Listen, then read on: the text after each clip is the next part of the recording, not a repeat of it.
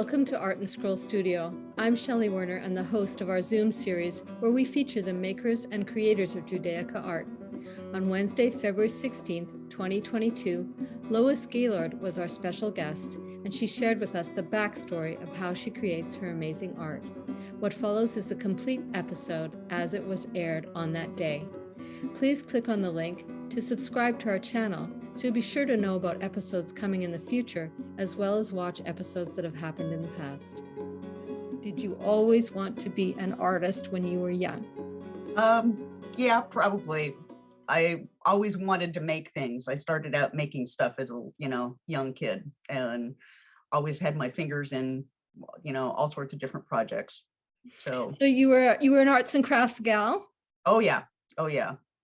So you knew that was the direction did you think you'd be an artist, or do you think it would just be something you'd do all the time?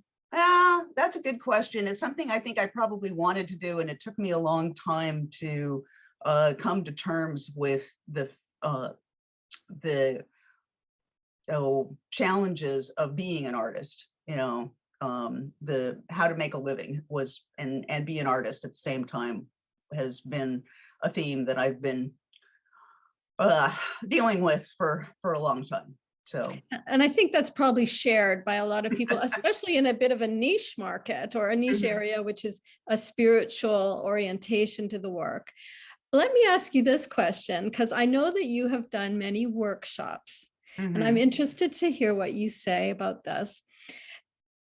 What do you think people can learn about themselves by engaging in textile work and design? Because I know you've taught people. What can they learn about themselves? Well, any kind of artwork is going to teach you about yourself, any sort of creative process. And the fiber arts, I think, are very powerful because it's a way to bring different elements together and finding those connections, and that those connections are inherent in the textile and fiber arts. So finding connections is a way to grow as a person, you're saying. And I would agree with you there. And also the very nature of the interwovenness of the fibers would be something you could reflect on. So let me take it to a bigger stage and ask you, well, do you think this art can have an impact on the world in this way? I think so. I hope so. The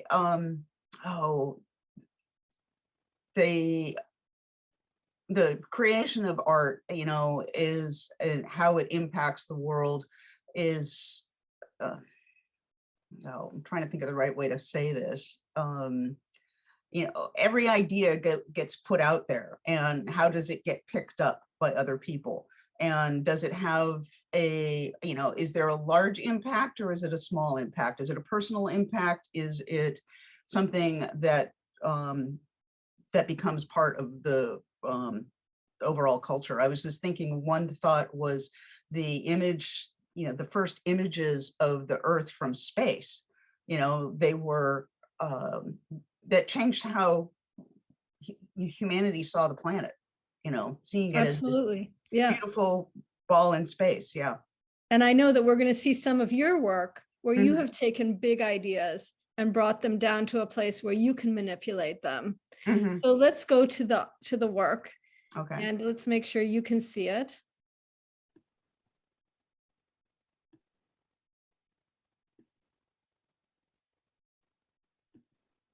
Okay, can you see the screen?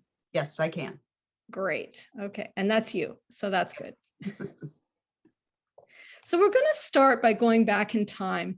I know that, Lois, you have a great sense of your place in history and the place of fiber arts in history. Tell us a bit about, for example, this frieze. It really doesn't matter where it is, but it's been done many, many years ago. It's basically an ancient sculpture frieze, if I could use the proper word. What are some of your thoughts? Why have we included this picture?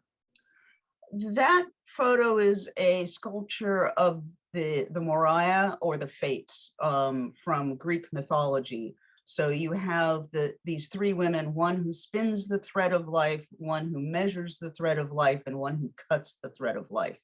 So that's one example of how textiles have been used in mythology throughout time.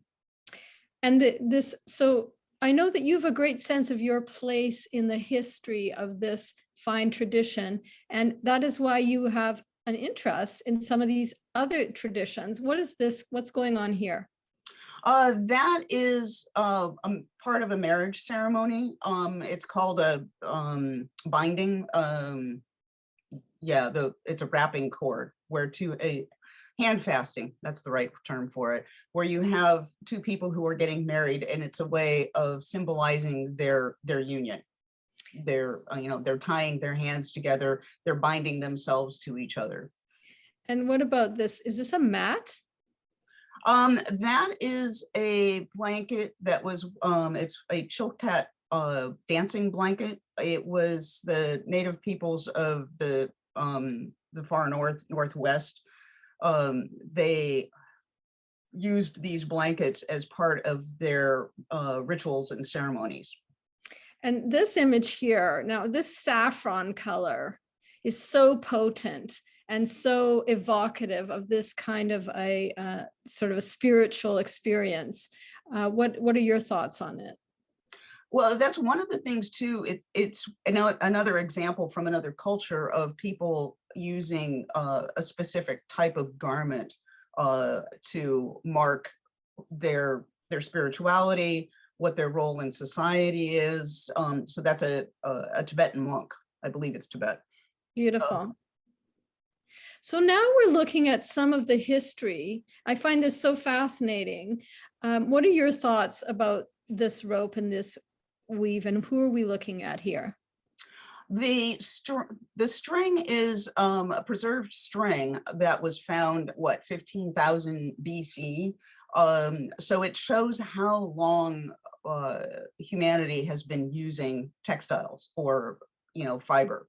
And that's actually about, and I think it was about 5,000 BC is when farming was started in the Mesopotamia. So this is, 10,000 years before we started farming, we were using string. And there's an earlier find that's like 30,000 BC. So that's even, 25,000 years ago. I think I have some garments from then. No. Yeah. maybe not. But tell me about this list of on the right that we're looking at, the goddesses. Yeah, so this is just a partial list of goddesses that are involved or associated with weaving and spinning from around the world. And the picture there is Frigg, who is a Norse goddess.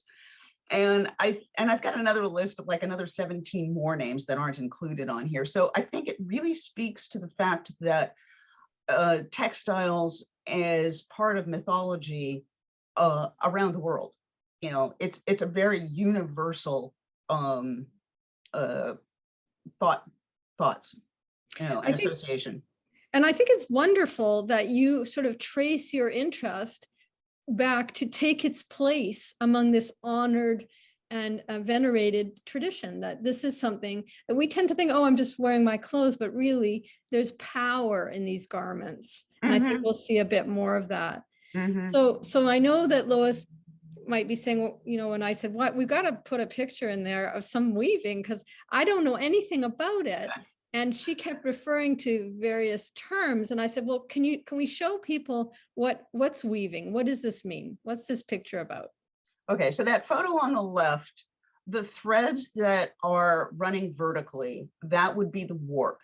And they would be done, those would be the threads that would be put on a loom. And so a loom is any device that will hold a set of threads parallel and under tension.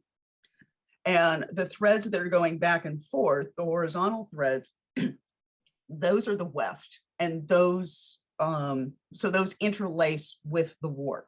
And so it's without that interlacement, the threads doing this, there's no cloth. You end up with just this pile of thread.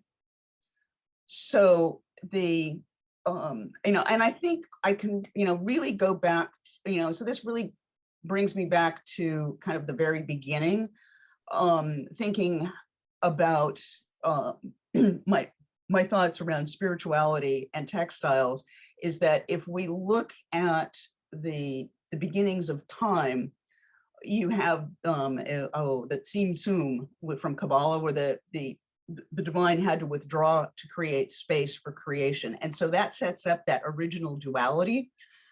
And so the purpose of that, the creation, was the divine wanted to be in relationship to another, as far as we can know what the divine wanted. Anyway, but so I think that that weaving, since this has really been with us since the beginning of our journey as humanity, can really speak to that, as a reminder of that relationship between, one thing and another. That's beautifully said, Lois. And I think that you've given me a whole new sort of understanding of how these two things come together. And it's like one, you can't have one without the other. Exactly. And together they can sing a new song. And that is in the hands of the weaver, which is what you do. So tell us just a bit about this ribbon here. It's not really ribbon, it's a woven piece. Yeah. There's two of them there. Those are the Sazijo Bands from Burma. And what Sazijo means is it's a cord for tying manuscript leaves into bundles.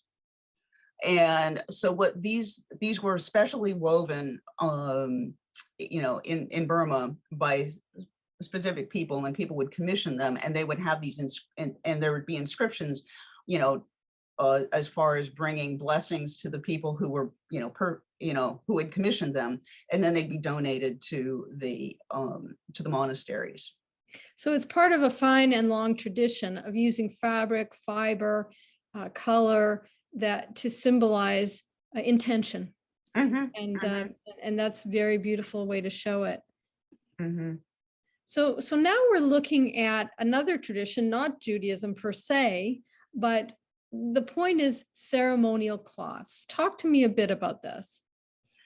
So the two photos on the outside are traditional, historic Christian ministers' stoles. And so that's another point where you have, like the Tibetan monk who has wearing a robe, to symbolize his position. That's what a minister would wear, this mantle to symbolize their position as the leader of the service, and that it was a rank, as far as a rank, and it was also that the one in the middle was woven, was felted by a Seattle artist named, by another, Leah Adams. And she did this in 2013, and this was a commission for the woman who's wearing it, for her ordination. So, you're looking at kind of, two historic pieces and one modern piece that are having those same, for the same use. And that's one of the reasons I love this slide, because it takes us back to show what was at one time thought of as the highest form of decoration in a garment. And then I love that there's still a symbolism involved, but it's become simpler, plainer, but just as powerful, if not more. And now we come to go back in Lois's life to her very first work. Tell us about this piece. So the piece on the left, after I finished that degree in industrial model making, and I was working as a model maker, I took my first official weaving class, and learned how to weave on a floor loom, and also how to spin yarn.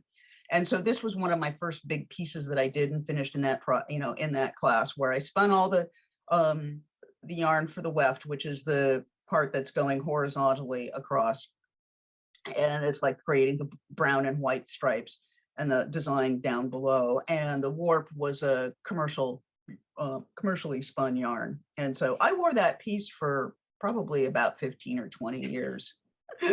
That was made with a very solid intent. Yes. And then, yeah. and this piece on the right. That's my wedding dress that I wove, and that was my parents. And so so we got married in March of '88. So we're coming up on our anniversary fairly soon. And that dress was what's called a painted warp, and I'll be talking some more about that later. But the warp is the threads that are put on the loom were dyed prior to being put on the loom. So you discovered this weaving, and you said, "I'm home." Would that be true? Yeah, it's just been, the fabric has been, something, and fiber. I learned how to sew when I was, my mother taught me how to sew when I was a kid. I probably about 10 years old or something like that. And, I actually started weaving at about that time. I had one of those little square pot holder looms with the, so. At some point, you decided that weaving, that fiber, that textile could be more than a garment. It could be an art piece. Tell us about this. This piece was done shortly after I got married, and it's called Gaia, the One and the Many. And I had read a book called, The Turning Point by Fritjof Capra. And in that book, he talks about, Gaia being the one, the many dwelling within the one, and the one dwelling within the many. It's something like that quote. And so that was my idea behind this piece, was to show that light of the divine or source or goddess, whatever, however you want to describe, whatever terminology you want to use, within everything. And so that's what the beads are representing, and so it's kind of a microcosm. So it's like, you've kind of got the gold in the middle and then going out to green, but then the smaller pieces have the same, element in there. And I think this was the beginning for you of a journey where you incorporated your ideas of spirituality into your art. Would you say that was true? Yeah, this was definitely one of the earlier pieces. There's a few others that I had done prior to this, but this was definitely one of the ones where I took a more complex idea and started working with that. But now let's look at what happened in your house. What was really going on, though, Lois? Well, you don't have a real plan, and life happens. And so there you can see on the left, I'm building I'm working on a scale model. And so that's the work that I did for a long time. And then on the right is my husband and our son as a baby. So that was your day job for a long time. I have to tell you, I'm a designer myself by profession. I never knew who made those models. Now I know. I was one of them. I'm one of the people. It was not me. I know that. But that's great to know. That's what you did. And then you evolved into doing something like this. And I have to tell you, this is one of my favorite pieces. I know this is an early work, but what made you look at a puzzle and say, you know what, there's art in that? Well, the first piece that I did with the jigsaw puzzles was one of those of like, I wonder what would happen if ... And the ... was if I took a jigsaw puzzle apart and randomly assigned it colors and painted the pieces different colors and put it back together. And so that was the very first one that I did. And I quickly realized that if I put the puzzle together, number the back side before I take it apart and paint it all different colors, then I can put it back together, much easier. And so this piece was one that I had done a while, after I'd done several other ones. And I called this piece The Path to Avodat Halev, so the path to the work of the heart. And I had done a previous piece where I was thinking about how to piece together an income like a quilt. And I realized that this piece I was doing just did not work. And so I had to start to find focus. And so then while I was working on that piece, I got the idea for this one. So that as I followed this, so it created this path, this line that's in there that's following, there's that thread that follows around. And so the gold and silver pieces were representing spirit, connection to source. And that as you followed the line from the outside into the center, you'll notice that on the outside, you've got those like bright red fuchsia color pieces, and then those colors drop away, and there's a couple other colors drop away. And so that as you get farther and closer into the center, you're finding that you're getting, it's becoming more harmonious. And then in the center, I did a weaving, which is like the work of my heart. And there's also a little heart in there. Excellent. I love it. And I love that story. And I know this is leading into the show that you had, your solo show. Mm-hmm. And I know that, tell us a bit about these pieces that were in the show. So the one on the left, I've studied different aspects of spirituality over the years. Along with studying textiles and processes, it's, studying different spiritual practices and traditions has been something that I've done. And so the piece on the left, it's a representation of the concept of the world tree. So it's the form of a tree. There's also a goddess image, like similar to the Venus of Willendorf, the little ancient goddess figures. And so she's incorporated into the tree. And then there's also, it's a little difficult to see, but if you're getting up close to it, there's also down in the goddess figure, there is the Kabbalistic tree of life glyph that you can kind of see. There's little tiny circles in there. And so it's kind of a combination of the tree and the Divine Mother and the world tree all being incorporated into one image. And I know this piece has something to do with the feminine. Is that correct? Yeah. So it's another piece looking at the divine feminine. And so that one is the light of Shekhinah. So the one on the left is Asherah, which was a divine feminine name from early Jewish history. And so the one on the right, I was calling that, the Shekhinah and the light of Shekhinah and the Divine Mother.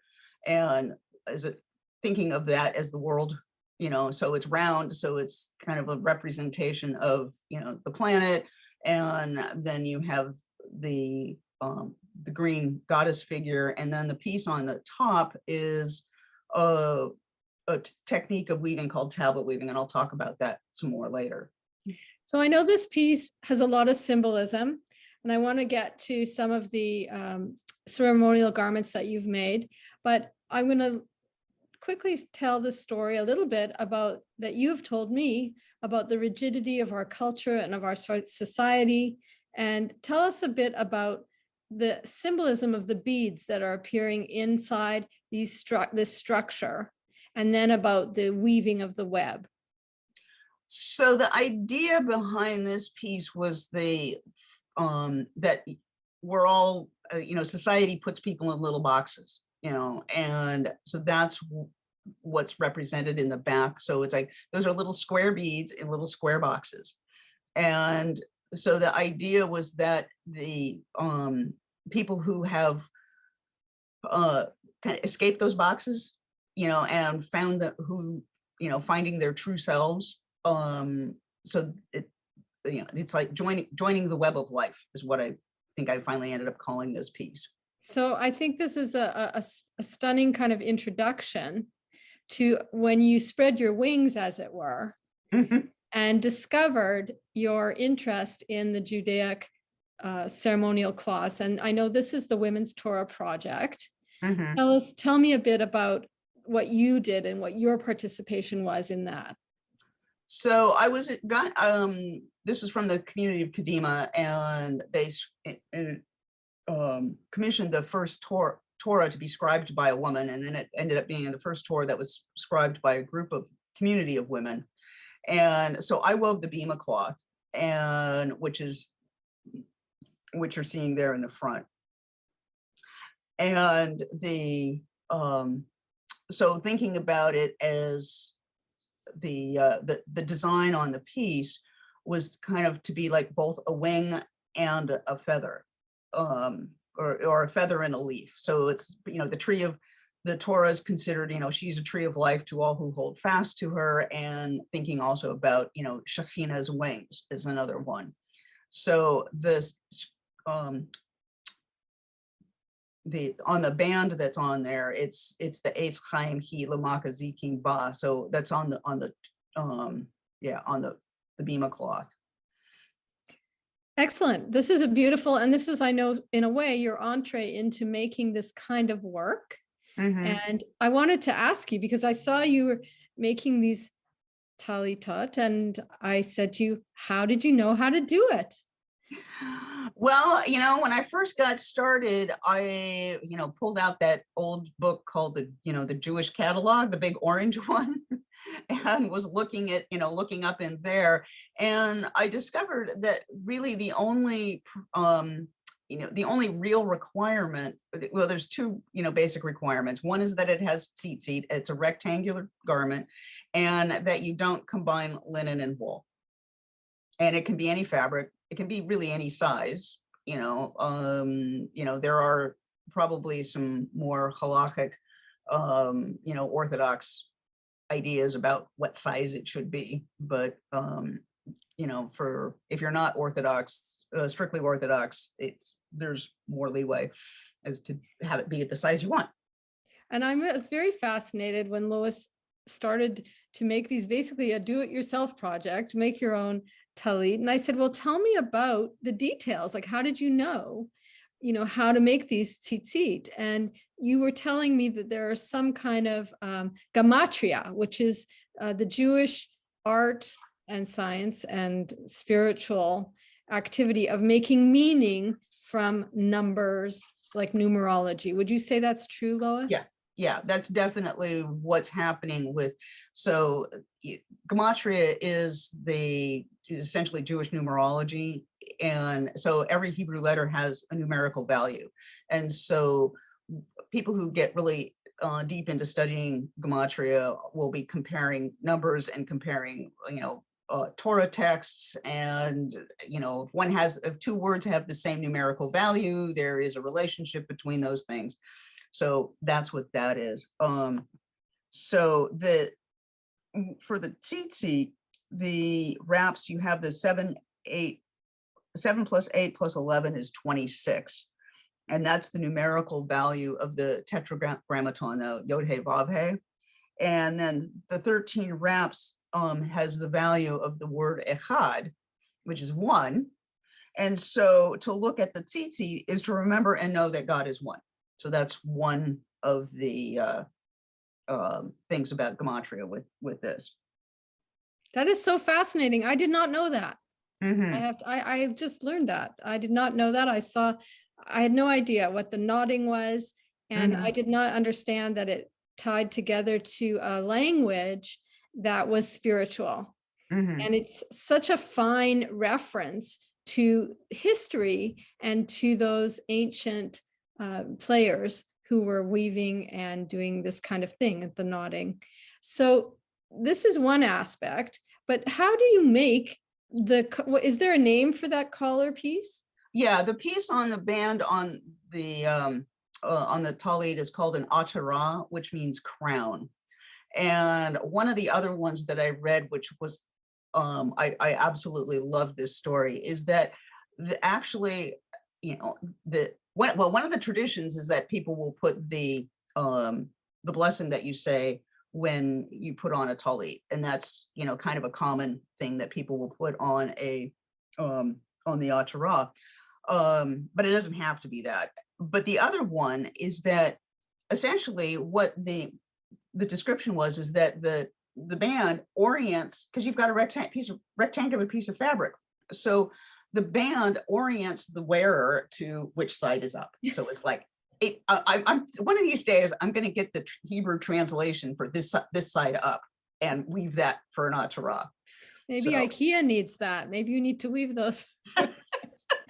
No, what's amazing to me, what is this called, this process where you're putting the letters in? The technique that I'm using here is called tablet weaving.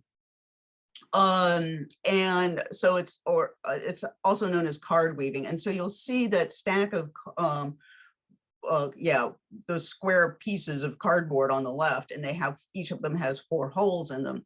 And so the ones in the middle have 2 light colored threads, yeah, the ones with the blue corners that you can see there. So you'll have 2 white threads and then 2 of the blue threads. And so depending on if you rotate those cards to the left, which is away from the weaving, which is called a forward turn, or if you rotate them to the right, so where the weaving and where the little menorah is, that's where I would be sitting. So you can change which colors are going to come up. So that's how you control that. It's absolutely fascinating. I can't even imagine I can barely tie my shoes. So, having to unscramble and tie this would be amazing. And what you do with it is incredible, and how you then integrate it into these pieces of cloth and fabric. Can you tell us a bit about some of this patterning that we're seeing here? What's the origin? What is the source of these designs? The inspiration for these come from the medieval Spain, Andalusian art. And this was great. A number of years ago, I found I got a calendar from the Kennecott Bible that's in the collection of the Bodleian Library. And they had all these carpet pages and these beautiful scrolly-like type designs. Well, the picture of my husband back there, he's also an artist and has always been interested in Celtic artwork. And so he saw this and he's like, I gave this to him, and he decided to start playing with this and had to figure out how to do that designs. And so he actually did this artwork for me. So he did the scrolling stripe design, and then the one on the far right is actually a tree that has little pomegranates in it. Okay, I think that these are stunning. They're so powerful, the color combinations. I know that you are a master of creating incredibly impressive and powerful colored pieces of fabric. Tell me about these. I think these are commissions. Am I right? Yeah. So these were both done this last year. The one on the left was done, a woman contacted me through my Etsy shop, and she was beginning her studies for rabbinical school and wanted a special talit. And so, we got onto Zoom and we chatted, and I came up with an idea and sent her, some, we went back and forth. And so I did this talit for her, and it has, it's a raw silk fabric. And the one on the right, I finished fairly recently, in the last month or couple months, or actually this last month, was for another rabbi who contacted me, and he was interested in, he liked the talit, but he does a lot of river rafting. And so and the trees. And so it's like, that's his spiritual home, is connecting with nature. And so at the bottom, I did this, it's kind of like the blue with the gold, coppery color is like, so that's the river. And then with the trees. So I missed what, did you say it was for a man or a woman, the river rafting? The river rabbi is a rabbi. Yes, a male rabbi. Does he love it? He loved it. Yes, Yeah. He absolutely loved it. He said his family, everybody who saw it was like, like, this is totally you. This is perfect. So he was really excited about it. So it's absolutely stunning. And, you have an incredible sense of proportion where you go from areas of broad color impact to subtleties down here. And it doesn't really hit you, oh, this is a river. But when you hear about it, it sort of makes total sense. And these garments make you want to be wrapped in them. It gives you a sense that there is a sort of spirituality woven into them. Mm-hmm. Yeah, I mean, that's one of the things about a talit, is that it's the wings of Shekhinah. And I have heard that a talit is a portable home. I have heard a dear friend of mine who is, let's call her a lay rabbi, has said, has quoted that. And so it's a beautiful shelter for spirituality. But now let's go look at something that most people don't know a lot about. Tell me about the Kohenet program and what its role has been for you. And what is Well, it? Yes. yeah, well, actually, I am now a Kohenet, and one meeting says, you need to be using your title. I'm like, yeah, I know. So I really should be Kohenet Lois Gaylord. The Kohenet, so Hebrew Priestess Training Program. It's a 4-year program that's looks at Judaism from a earth-based feminist perspective, and using ritual as as transformative practice. So one of the things is, so what we're looking at here in the so there's the book that was written by Jill Hammer and Taya Scher, who started the program.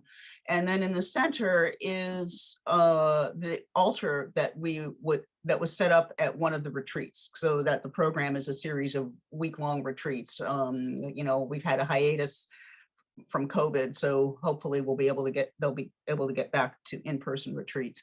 And so we would be sitting in a circle around this main altar. And then on the left, there is one of the altars for one of the netivot, or pathways. And so that's the pathway of the Oreget, which is the weaver, which is what got me into Kohenet. So is that where you once said to me, I'm home, I found my home, so finally I'm not crazy? Yep. This was it. Being an Oreget, being a weaver, is one of the pathways that takes its place around the circle, amongst other pathways, correct? Right. Yeah. So there are 13, and things like the maiden and the mother and the seeker and the sacred fool and the midwife. So these are ways that women throughout history have acted in capacities of spiritual leadership. And so that's what one of the things the Kohenet program is based around, is these 13 pathways. And the other fun one is that Adar, the month we're in now, Adar 1, is also, among some people, is associated with the Oreget. So it's the 13th one. So it's so it's cool. It's your month. So I want to ask you that. I'll ask you this. So are you a Kohen and you are like, can anyone become a Kohenet? Anyone can become a Kohenet. It's basically you don't have to be born. You don't necessarily have to be born as part of that Kohen literate lineage. So okay, so it's like it's not the patriarchal kind of thing. It's sort of right. Something you could choose to be. Anti-patriarchal. All right. Well, in order to do that, you need to wear these beautiful robes. Tell me about these. So what they decided to do is, when people are, receive smicha, or which is the ordination, and become a Kohenet, part of the ceremony is to receive a garment like this, and it's a 6-side. It's worn instead of a talit. These don't have the tzitzit on them, but they would. The 4 outer corners would have tzitzit, and they. So it essentially acts like a talit, but it's something a little bit different than a regular talit. So it's also something that's functional. The functional aspect of it being a little easier to wear than having a shawl that you've got to kind of wrestle around with. You can put this on and it will stay. And where would you wear this? People in Kohanot will wear these at Kohenet gatherings, and then also when they're doing priestess work out in the world, depending on if they're leading services or something like that. So now we're going to show some of your process paint, images about how you do what you do, which is incredible to me. So we're looking at some dyeing, I assume, taking place here. So when I mentioned the warp painting, how my wedding dress was done, a couple of the talit have warp painted. So you can see they're sitting on the table, there are sections of the warp that are going to be put on the loom. And so I've painted them with dye, and once they're done, they'll get the process that I use, I let the dye sit for about 24 hours, usually covered up with some plastic, and then I wash it out. And then once that yarn's been washed out, then it gets threaded onto the loom, which is the one on the right. And I love this picture, which is not moving for me. Why is there we go. Oh. I love this picture. There's nothing like using your house. Yep. So yes, go ahead. Yes. So that's the living room. And so those are some of the talit that, that the three pictures of the talit. So you can see that screen print with the tree of life design on it, hanging. And so I have some silk screens. And so that's another 2-person project. It's like my husband holds the screen and I pull this, I'm pulling the squeegee with the ink. And then you can see that piece that's in the tree piece that was look there how in the big corner. it is. Yep. Lois, I did not realize it was so large. I thought it was this little mini piece. No, it's pretty big. It's big. So this is an interesting piece because these photos speak to your way of integrating your concepts, your ideas into weaving and into an art piece. So what are these little words that I'm seeing here? That piece, let's see, the words written on the it's a little piece of burlap, and it says oppression, patriarchy, and victimization. And so just prior to the high holidays in 2017, I got this idea, and I used to call myself, I'd say I have fiber-brained ideas. And so then having been in Kohenet, I'm like, going, now I'm getting Kohenet fiber-brained ideas. So what I did, so you can see the process here. So I had that piece of burlap and I unwove it. I wrote the words on there, and then I unwove, took that weaving apart and combined it with some fibers. And then it's on the upper right, you're seeing it on that's a wool carder. And so there's 2 of them, and you blend, you sit there and you do this, and it's like two big dog paddle, dog brushes. And that breaks up it breaks up the little pieces of burlap, and then it also blends the wool fiber. So it blends it all together. And so that's what you're seeing is the blended fiber down on the lower left. And then I took that fiber and spun yarn out of it. So you've basically taken some ideas, deconstructed them, recreated them, and then made this art piece. Yeah. And so this piece, I did 10 different spinnings. And so each one of those was probably at least 2, I think most of them were 3 different words. So along the lines of what do we want to transmute? What do we want to take apart? That's things that are not, working in the world, and so this was done at, the end of 2017. So, there was all of the craziness that was happening in the world. And so we were, so I'm like going, what do, I got this idea. And so I did all of this spinning, and then I created this little piece. And this one is small. It's only about 6 inches square. And so it had these little, you can see where the things are tied together in the middle. So it's like those were like the gates that, at the end of Rosh Hashanah, or the end of Yom Kippur, the gates are closing, And so I took this piece to services, for Yom Kippur. And as at the end of the services, the gates were closing, I tied this closed. Oh, nice. So nice. It's like, I'm still it's sitting in my studio, and I'm going, I'm not sure what to do with it at this point, but but it was, to change things. I want to make sure people put their questions because it's coming up soon, time for questions. But before we do that, we're going to hear a little bit about the counting of the Omer. Tell us a bit about this art piece. So this has been a 3-year project. So if anybody's not familiar, the counting of the Omer is a historical practice that starts the second night of Passover, running through Shavuot. And so you have there's a spiritual practice that you say that, that it's like, today is the first day of the Omer, and, blah, blah, blah. And so one of the things probably in the late Middle Ages, or, the Kabbalists added using the tree of life and the Sephirot, which are the round circles. So that's what you're looking at. That image is the Kabbalistic tree of life. And each one of those circles represents a sphere or Sephirot. And they all have names, and there's a series of, there are a couple of different series of colors, and I chose one set of colors to use with this. And so for each day, as you're counting the Omer, you look at, so the first week you're looking at Chesed, which is the blue one on the upper, so it's on the right there. And so that was blue so that was blue and blue. And so then the next one to the left is blue and red. And so the one that's at the bottom is, blue and purple. So purple for Yesod, which is that Sephirot, with the blue from Chesed.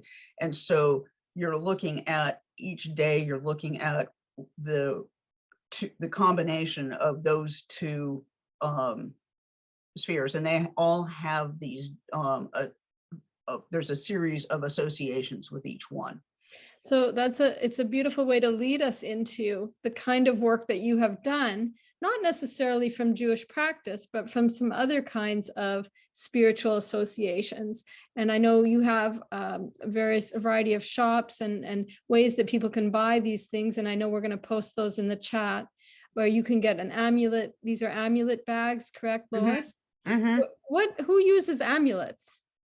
All sorts of, lots of people. Okay. Lots of people. And there's a huge tradition of amulets in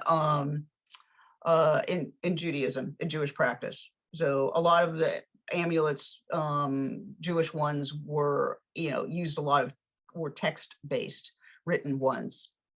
So I'm also going to show some of the work that you've done that of Judaic traditions, like challah covers, that kind of thing. And I just want people to know that your work is broad and wide ranging, and that you have many, many pieces that people can purchase, or they can have as part of their own life.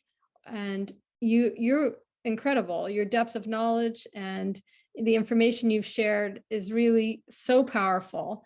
And I'm so grateful you've been with us.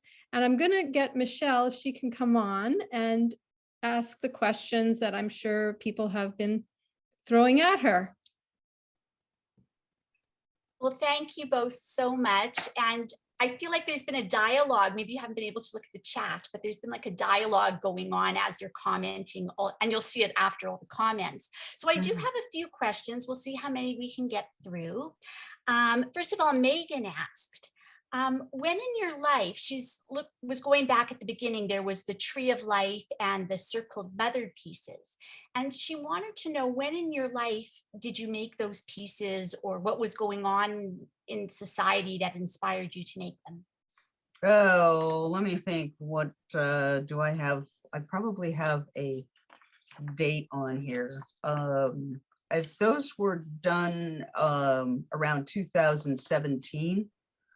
And those were, it was after the Women's Torah Project. I'd been involved with that. And so that, reclaiming the divine feminine and finding, that became a real powerful piece in my thinking, and kind of inspired a whole lot of artwork. That's great. And then Ori was asking, in regards to the talit, how long would it take you to make a talit on average? And when you were weaving, would you have spun your own yarn?